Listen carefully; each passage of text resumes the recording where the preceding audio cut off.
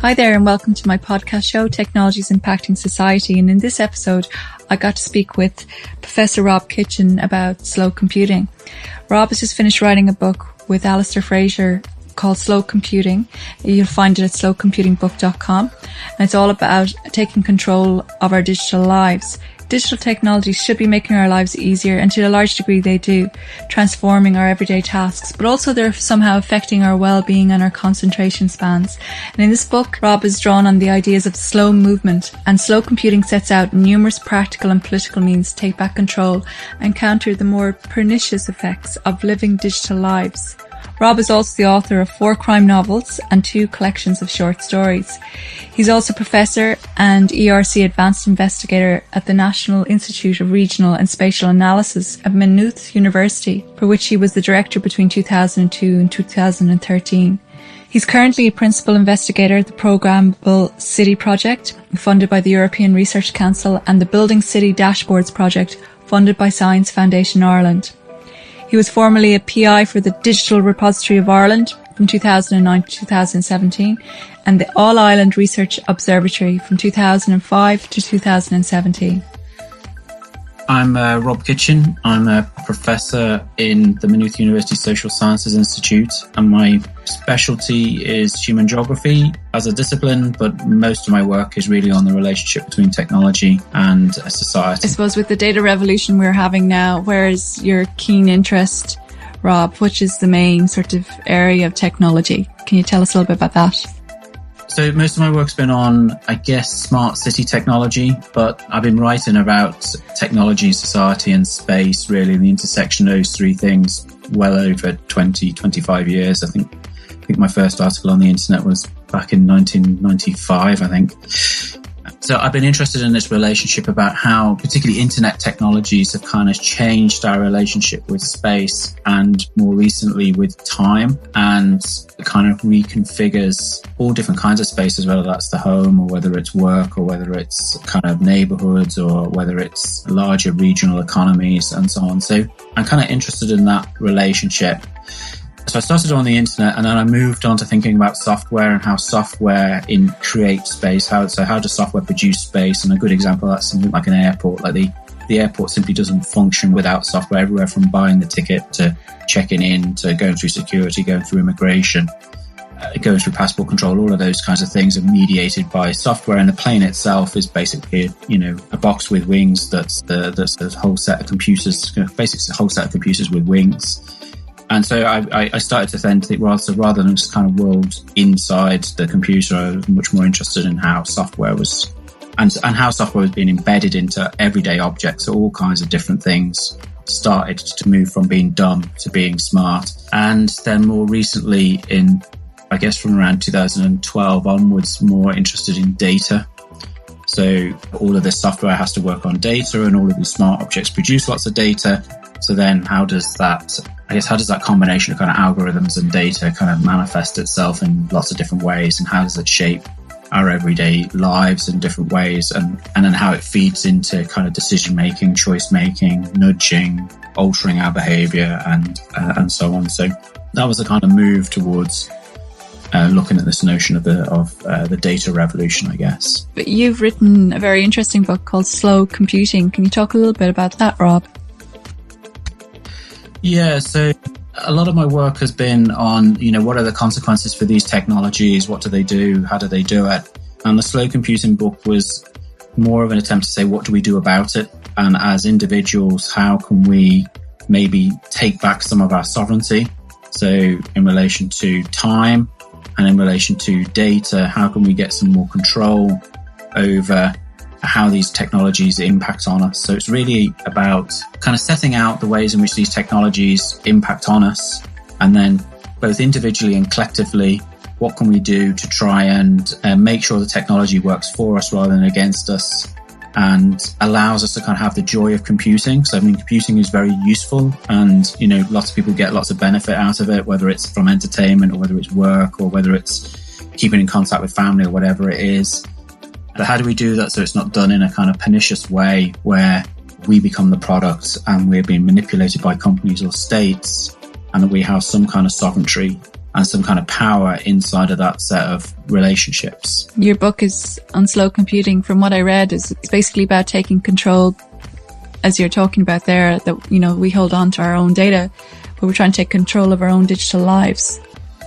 Yeah, so it's not necessarily, so it is partly about trying to control our data, but it is about us maybe being a bit more reflexive and a bit more careful, and maybe taking a bit more time to understand how we might be caught up in things like surveillance capitalism and the way in which companies try to extract value from us and manipulate us into certain things, whether that's into purchases and so on, and also in relation to our time. So there was always this notion that computing would free up lots of leisure time and would free up our kind of ability to be in control of what we're doing. But actually, in a lot of ways, it's just fragmented our time and put more pressure onto us. So we're constantly having to deal with lots and lots of different tasks. So I'm being bombarded all day at the minute with emails and text messages and all these kind of stuff coming in. And I'm expected to respond in relative real time. So there's always pressure to be in contact, to respond, to interact with people, to interact with systems,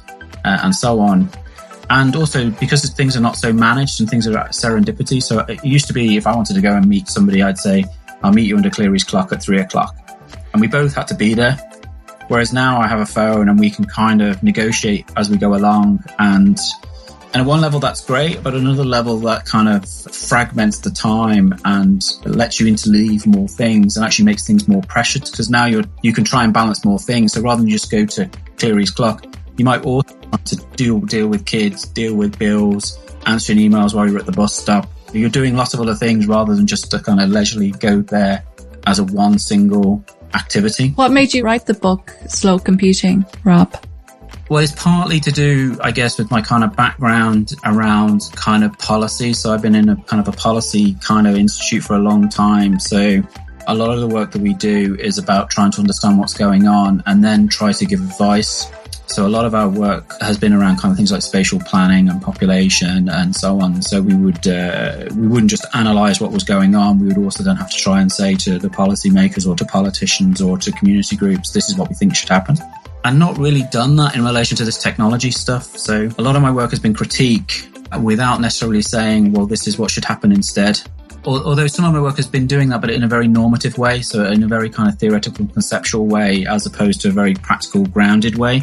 And so I wanted to be able to, I'm with my co-author, Alistair Fraser, we want to be able to actually talk directly to people, like give advice at a kind of a ground level of kind of saying, you know, look, this is the kinds of relations you're embedded in. And these, you know, and sometimes with this technology, it almost seems quite teleological. It's kind of fate. It's kind of, there's inevitability about it. It's just this kind of forward movement and we're caught in it.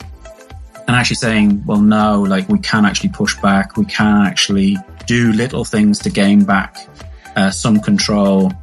And if we collectively organise, then we can kind of try and get a different type of relation. You know, so if we organise through unions or we organise through civil society or we organise through local communities, we can actually say, look, we don't want this kind of level of data extraction, or we don't want this pressure to be working in the evenings and at weekends and so on. And we can move towards new regulation or new kind of work practices and so on. This is, I think right now we're not being given a choice. We don't have any choice. We have to go along with it. And as you said, it's like 24/7. To a certain degree. I mean, yes, we kind of say that in the book that like slow computing is hard. It's not easy, right? Because there's lots of pressure. Your family expect you to be on the phone 24/7, right? They expect you to respond. They expect you to be able to deal with the time fragmentation and time pressures and so on. Your employer often expects you to be available 24/7, particularly if you're in jobs with 0-hour contracts and so on, and they expect you to be able to come in at a drop of a hat to work and so on. So you don't necessarily have a lot of power in this relations. Some of this technology is deliberately addictive. I mean, these companies employ behavioralists and neuropsychologists and so on. I mean, they deliberately there's a thing called the hook cycle, which is all about the ways in which you make the technology addictive so that you're compelled to keep going back to social media because you want the buzz of a new comment or a new like or you want to know what's happening. So you constantly keep going back. And that's the kind of a cycle that's quite difficult to break, you know. So there are pressures to kind of keep us into this kind of set of relations. At the same time, you can kind of push back against them and say, actually, I'm only going to look at my email 3 times a day. I'm not going to look at it every 5 minutes. I'm not going to, I'm going to block off time for this. I'm not going to answer my phone in the evening, or I'm going to take a break over the weekend, or I'm going to use privacy enhancement technology within my browser, or I'm going to, use it on my phone. So I might use a VPN. I might install various plugins like Privacy Badger or HTTPs everywhere and so on. So I can find ways in which I can try to limit data extraction and so on. And if we work collectively, then we can push it back against it in a sense. So a thing like in France, for example, and in Italy, they now have a law called the right to disconnect. And the right to disconnect means you're under no obligation to answer email after 5 o'clock or at the weekends, or to answer the phone to your boss, that you actually have the right to say, no, I'm not doing that. And interestingly, some German companies have actually worked out that it's actually more productive not to hassle their staff in the evenings and at the weekends, and they get a lot more productivity and innovation and creativity out of their staff if they're well rested, that they like going to work, that they enjoy working for the company, and that they don't feel a lot of pressure or resentment and so on. So certain German companies like Mercedes or Bayer and so on won't send emails after 5 o'clock. They actually just store them up and they'll go out in the morning. They won't ring at the weekend. If you go on holiday for 2 weeks, then you won't get any emails during that 2 weeks and so on. So they're very practical interventions where the company has kind of worked out that it's in their interest not to have stressed, pressured employees. People come back rested, they come back motivated, they come back more creative and they're more productive. And it's actually better for the company to have staff who are like working for the company and feel engaged than staff who are kind of pressured and resentful and stressed and so on. So computing can actually mean, kind of doing more with less in a way. It's a kind of a more sensible strategy to kind of practice what's called structured rest. The structured rest is this kind of notion that you should actually have downtime, that you should be looking after your health and well-being, that you actually will be a more kind of productive, creative, motivated worker if you do actually have a work-life balance. And it's about trying to put that into your daily life, and making sure you get some exercise, making sure that you have some downtime. So it's not like a complete digital detox. It's not saying you should give up computing, you should give up all this stuff. It's basically saying you just need to have it in some kind of form of balance where you're managing that kind of relationship and that you're not completely snowed under or feeling that you're under pressure the entire time, and that you can kind of separate yourself off from the computer or from your phone. Like the smartphone is kind of interesting as this device because it's basically a computer you have in your pocket that also is a phone. And it allows this great degree of connectivity. And, people get kind of, people will spend hours on their phone every day. I think there's a number of studies that show that people look at their phone over 50 times a day. 60% of people have looked at their phone within 15 minutes of waking up and started to answer email and started to answer social media. It's the first thing they do. It's before they've even had breakfast or a cup of tea or a cup of coffee. They've actually started to interact on their phone. So it's maybe saying, look, I'm not going to look at my phone for the first hour when I get up. I'm going to kind of have a more relaxed entry into the day, as opposed to immediately being under pressure and you look at your phone and go, oh my God, I've missed that report, or I've missed this call, or I've missed my... And so you actually wake up immediately stressed. It's just about so a lot of it can be very small interventions, and things like the right to disconnect are things like larger collective interventions that are maybe negotiated through trade unions or civil liberties groups, kind of social activist groups and so on, that try to pressure for more kind of societal regulation and societal pushback, maybe new work practices and so on. So it's a kind of a combination in that sense. You have a chapter called Accelerating Life. I haven't read the book, but I'm wondering if this is what you're referencing to. We're so busy. It's almost double the time now going because we have to attend to this device and to the real world. It's kind of spoiling living in the first world as such. Yeah, so this notion, so as I said before, there's this notion that this technology would free us up, and that it would automate things and it would actually give us more time. Whereas in actual fact, our lives are speeded up. They've become more busy. They've become more kind of interleaved. So by interleaved, I mean we do multiple activities simultaneously. So I can be eating my dinner, watching the television and interacting on social media and talking to the kids at the same time. I'm not doing one thing in time, and I can be doing things at multiple scales. So by that, I mean, I can be sat in my living room, engaging with a TV that might be talking about a national debate while texting somebody on the other side of the world. So I'm kind of extended in these long networks of relations spread across the globe through the connection of the computer. So although the technology in a way is meant to make things easier and more managed, actually I'm just busier, right? I'm dealing with trying to manage relationships with lots of different people in lots of different places, lots of different devices, lots of different tasks are all kind of over the top of each other. And so part of what we're saying is we need to kind of step back from that or work back from that and work out how. So this is the notion of slow, which comes off the notion of the slow movement. And the slow movement has been, so it was originally in relation to slow foods, this idea rather than fast food and, in and out, have food onto the next thing, but we actually take time, enjoy the food, enjoy the family, enjoy the conversation, interactions with our friends and so on. And that slow movement has moved into a whole series of other things, so things like slow tourism, things like the slow university, for example. We live in this neoliberal university of hyper-productivity, that we have to find a way of kind of getting some work-life balance back and slowing things down and maybe being more thoughtful and more reflexive and more careful in analysis rather than fast and so on. So it's that kind of balance, I think, between kind of the pressures being put on us through these multiple kinds of relations and our well-being and our health and our kind of mental sanity on the other side. But we've been very careful to try and say, look, we're not saying give up computing, because we get lots and lots of benefits from computing, right? We get pleasure, we get the joy of interaction with people on the other side of the world, we get community, we get all sorts of stuff, and we get loads of choice on the TV, we get loads of, various different gizmos and stuff, But it's about getting that balance, that we don't get completely sucked into that world, that we're kind of degrading our other kinds of relations and not really doing ourselves any favours in relation to our health and well-being. Do you think that it's actually taking from humanity? I mean, this fractured attention span, for example, I've seen it. I mean, it damages your learning. I much prefer, for example, is kind of doing a period of deep work. You have no distractions for like 2 hours or 3 hours blocks of work like this.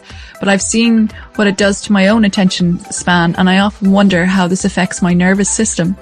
And have there been any studies done on what it actually does to your nerves? Because I don't have the scientific terms. As far as I can see, it can often fry your nerves, for want of a better word. Yeah, I mean, I'm not, that's not my kind of area of study, but there's a whole, there is a big literature around kind of health and well-being and around the use of digital tech and so on. Now, some of that can be on the side towards, violence, games and so on, and some of it can be around stress and addiction and so on. So I don't know whether it fries your nerves. I mean, certainly things like social media makes me anxious. So I have this kind of strange relationship with social media where I kind of, I have this timeline full of bad news and people giving out about this, that and the other. And I kind of get anxious about things. At the same time, I'm compelled to keep reading it. And if I don't read it for a day, I'm wondering what the hell's going on in the world. And, so I kind of in this kind of relation. So what I've been trying to do, actually writing the book made me think about my own relationship to this kind of tech, So I try to kind of just go on at particular times as opposed to having it on the entire time in the background, which of course I've gone back to doing now. So like it's and I think the other kind of thing you was kind of saying about learning, and so we talked a little bit about this, it's just recognizing that there's a kind of neurodiversity around learning and that we actually learn in different ways. So for some people, they can actually be quite productive flipping between different things, and they don't mind that. Other people are really productive if they're deep in something and they don't have any distractions and they're like 100% concentrated on something. So people have different learning styles, they have different ways of engaging with material, they have different ways of working through it. So there's not a one size fits all on that front, I think. And it's more about finding the way that works best for you, also identifying the ways that work negatively, and then trying to work out how to get rid of those. So we kind of have this thing around structured time, really, around working out how to manage time. And we also do it on the relation to data. So kind of understanding how we give away data, the way data is extracted from us and so on, and working out how we want to manage that and to actively manage that rather than just saying, it's just a condition of the system and we have to accept it or we don't. Well, that's not true. We can actually intervene and we can do certain things. Ultimately, though, you're going to have to give something away. What are the things that we can do collectively, Rob? Collectively, it is about things so there's a number of civil society organizations, particularly around data. So things like the American Civil Liberties Union, the Electric Frontier Foundation, Privacy International. There's a whole bunch of these kind of actors that are looking at things around digital technology and civil liberties and our kind of rights and entitlements and so on, and are actively campaigning on getting regulation, getting law, building privacy enhancement technologies and so on. So they are trying to collectively shape the landscape. And things like GDPR is a good example of something that's come out of that kind of movement of different kinds of relatively large civil society actors working together, trying to pressure politicians and parliament to shape the kind of legal regulatory landscape. On the time front, the same kind of thing has happened around the right to disconnect, which should rather maybe more coming out of civil society organizations has come out of unions and labor organizations and so on.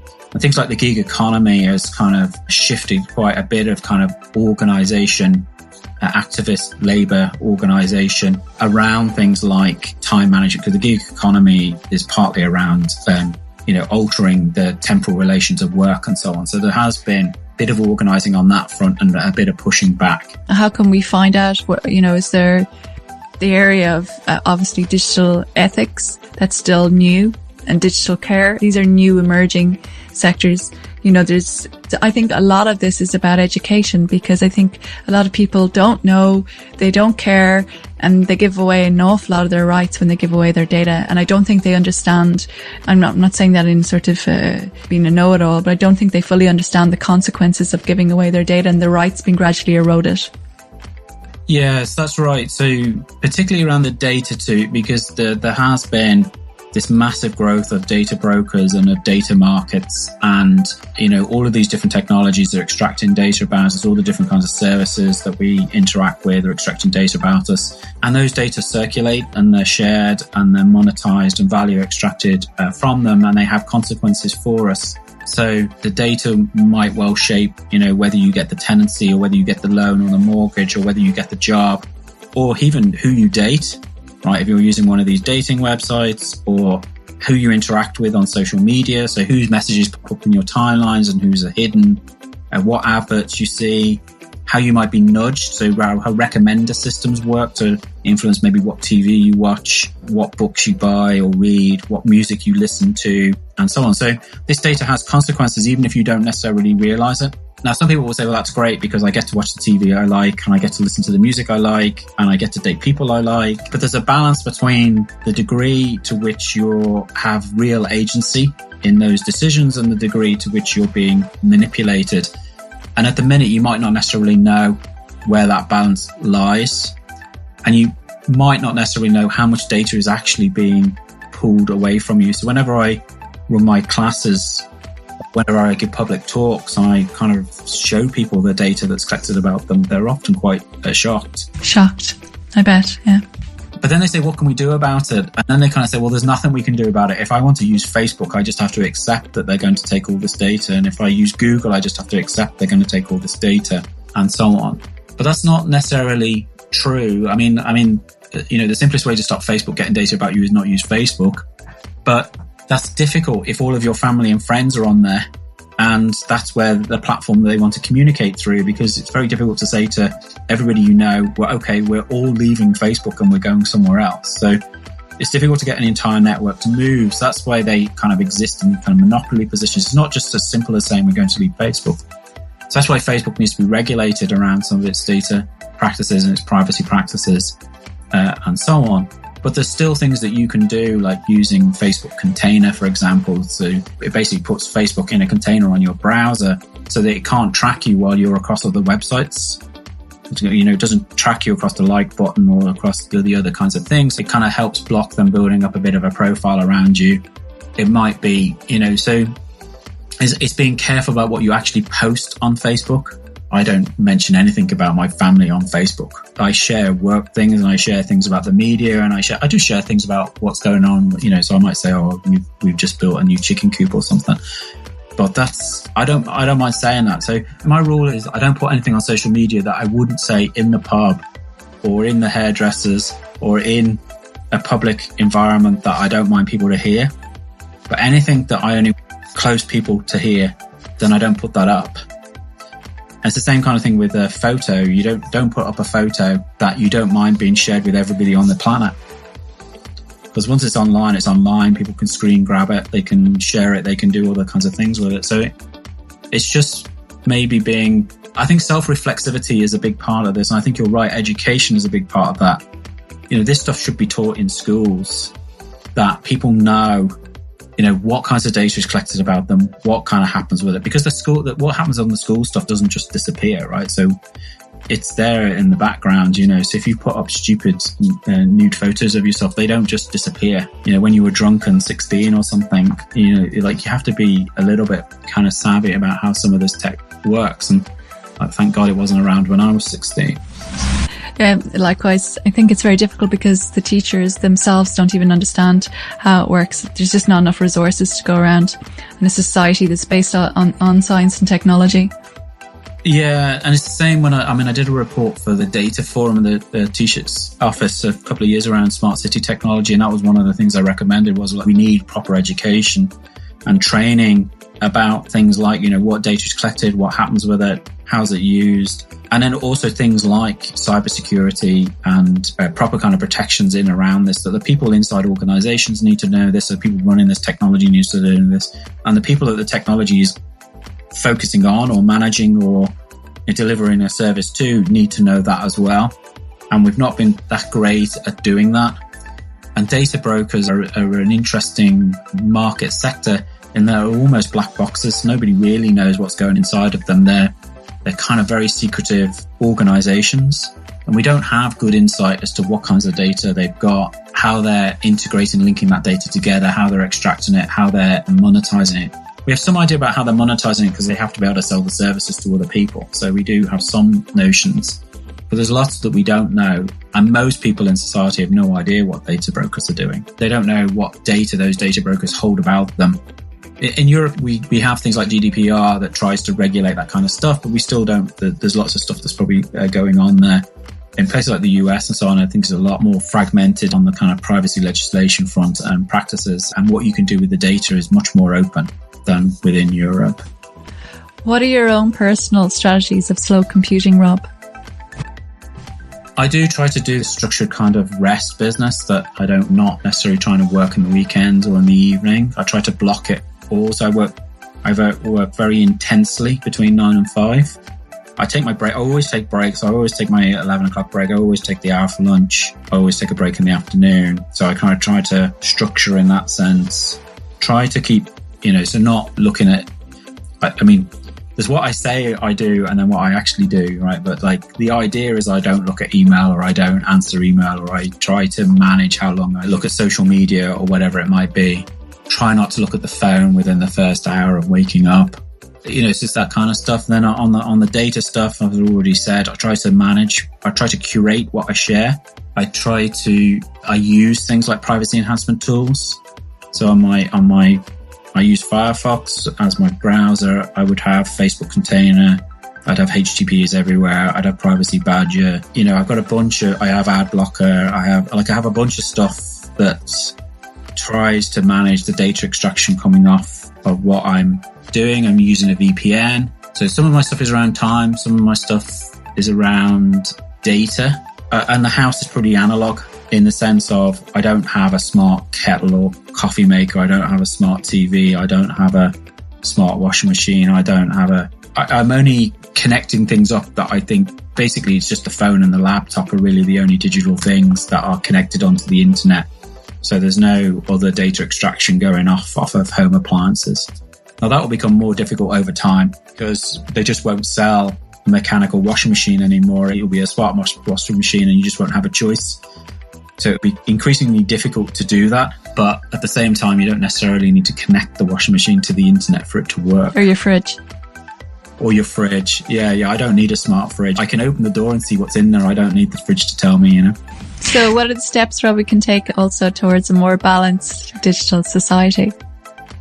So it is, as a society, actually understanding how the economy has produced a particular kind of working style, this kind of neoliberal political economy, which is all about performance and management and extracting value out of workers. And we're all working longer than we're paid for. We're all hyper connected all the time and so on. And maybe just changing that style of how that works, you know, so moving away from this kind of very metricized view of how we try to manage organizations and so on.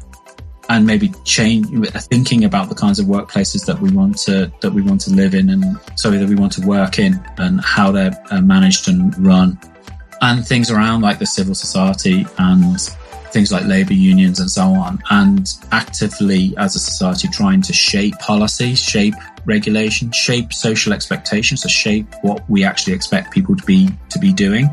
So it's a bit of both, really. But I think part of what we're doing is kind of saying, look, there does seem to be this kind of inevitability that we should be living at this pace and tempo, that we should just accept this kind of surveillance capitalism. And actually kind of saying, well, that's not the case. And there's little things that we can do to intervene. And then there are larger political things that we can do to try and intervene. And it's not an inevitable teleological path to some predestined future.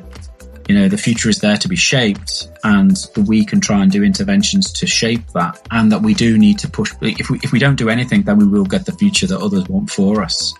And so we need to do something, even if it's just lots of us doing small steps, some of us doing larger, or as a collective doing larger steps. That needs to happen. So people do need to become more aware, more educated, and come together as a collective. It's to do with civil rights, basically, ultimately, at the end of the day. Well, with this new technological age we're going into, our rights are going to become more and more important. I firmly believe that. Yeah. So there are kind of civil liberty things here. I mean, and that's going on at the minute in relation to the COVID as well, you know, that we're rushing out this technology without necessarily thinking about some of the downstream effects of rolling out, you know, of kind of legitimating this kind of mass surveillance and so on. So there is also the kind of a social thing as well. So that it's part, you know, so some of this stuff is about, you know, changing regulation and law and so on, but actually some of it's about us changing our behavior with each other. So, you know, if I say to people, look, I'm not going to do that, this is the reason why, and I think we, you know, so it can be little things like little games, you know, or whatever. So I mean, I go to restaurants occasionally. I mean, obviously you don't go at all at the minute given the situation, but go back 6 months and they go to a restaurant and half the people at a table would actually be looking at their phone, or the kids at the table might be looking at a DVD, and you kind of think, this is kind of crazy. You're like this is meant to be a social event of the people at the table, and actually nobody's talking to each other. They're all talking to their phone. So you can change the social dynamic there and actually get people to maybe think about what's going on there. You know, simple things. So like the one I like is everybody has to put their phone in the middle of the table in a stack, and whoever picks up their phone first pays the bill for everybody, right? The only reason you can answer the phone is if the babysitter rings. Otherwise, it's a social event and you talk to people at the table. You know, that works at a couple of different levels. It works at the level of hopefully making the evening more kind of enjoyable. You're actually talking to the people there. But it also works at the level of making people reflect on the fact that this thing is interfering in their life in a very particular kind of way that they've just normalized and just accepted, as opposed to kind of saying, is that actually how I want to live? Do I want to live tethered to this thing? Or do I want to use it in a more kind of selective, creative way that isn't altering my life in a way that's maybe not as beneficial as I think it is? Thanks a lot for listening to my podcast. If you like, you can subscribe to my podcast on iTunes, Spotify, or SoundCloud. If you want more information, you can head over to my website at www.inaom.io